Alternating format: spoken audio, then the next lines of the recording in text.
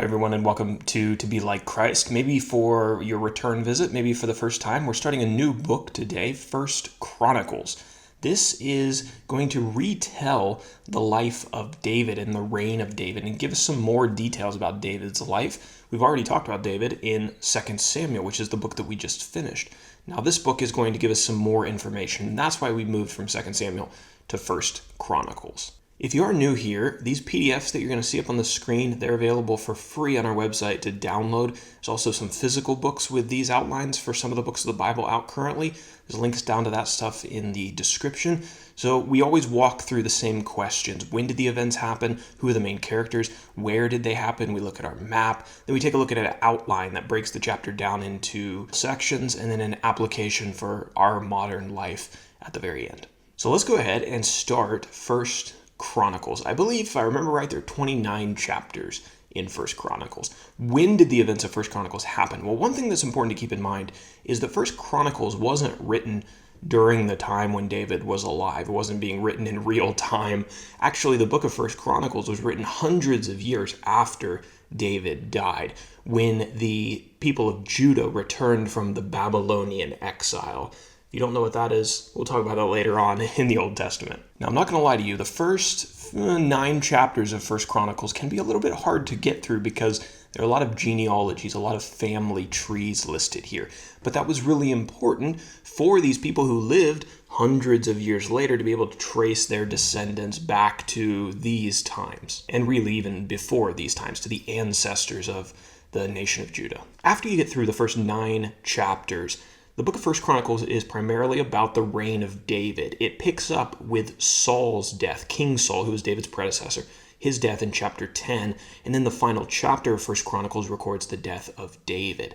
Saul died in approximately 1055 BC, and it was that same year that David became king of Judah. He would later become king of all Judah and Israel, and his total reign would last for about 40 years. So that would take us to about 1015 BC. So to sum up, 1 Chronicles chapter 10 through the last chapter of the book cover about 40 years, all about the reign of King David. Our character section for the first 9 chapters is going to be a little bit different because we're talking about a lot of people in these genealogical lists. 1 Chronicles chapter 1 is a record of the genealogy of Abraham's family. God made a special promise, covenant with Abraham way back in the first book of the Bible, Genesis 12, Genesis 18, that he was going to bless all the people in the world through Abraham's family line. That story develops as we go through the Bible. Noteworthy names that are found in chapter 1 include Adam, who is the first man, Seth, Noah, Abraham, Isaac, Jacob, and Esau. Now we can go to our map section and talk about where these events played out. Well, the first location we're going to talk about is actually not on the map because it's hundreds of miles away from this general area that we're going to be discussing in our study of First Chronicles. It's called Ur. Well, Ur was the city. It was in the region of Mesopotamia, which was hundreds of miles to the east of the territory that you see on the map here. But a very important man came from Ur. Abraham moved from Ur in Mesopotamia to southern Canaan, and he did that at God's instruction. God promised to give his descendants the land of Canaan and the surrounding regions, which is often why the territory of Canaan is called the Promised Land, is because God promised it to Abraham and to his children. We're also going to talk a little bit about Esau. You remember Esau? He was Jacob's brother. Esau's descendants settled in the region of Edom, south of the Dead Sea or the Salt Sea, and you can see Edom at the very bottom of this map. Now over to our outline, I've got 2 sections here. The entire chapter is going to talk about the human race from Adam, the first man, to Esau, who was Isaac's son and Jacob's brother.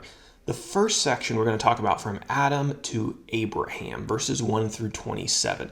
The genealogy in 1 Chronicles chapter 1 begins all the way back at the beginning of time with Adam, the first man who God created and put into the Garden of Eden.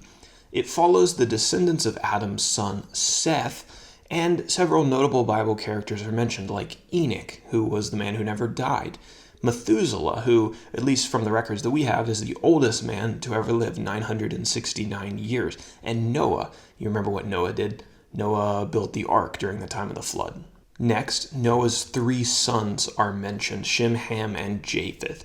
And the genealogy eventually makes its way to a guy named Abram, who is eventually going to be renamed Abraham. And he was a descendant of Noah's son, Shem. All these people, all these names, they're setting the scene for the story that the Bible is going to be telling, the story that God is telling throughout history. So this is kind of the setup, and we need to know where these people came from, and so that's part of what the genealogy is for. We're tracking the story of a particular family, and if you're tracking the story of a family, you need to know who's in that family. The second section of this chapter traces the line from Abraham to Esau, verses 28 through 54. So we're following the descendants of Abraham. Abraham had two notable sons. Do you remember their names? Isaac and Ishmael. And God promised to bless both of those sons, but ultimately God's covenant, his special promises, were going to flow through Isaac. Isaac also had two notable sons, Esau and Jacob. Jacob was later named Israel, which is where the nation of Israel gets its name. Although God's special promises were going to flow through Jacob, or through Israel, Esau's line is mentioned here and kind of what happened to them and how they grew as a nation. 1 Chronicles 1 it terminates with a discussion of Esau's descendants and the rulers of the land of Edom, which was the territory that Esau's descendants inhabited and ruled over.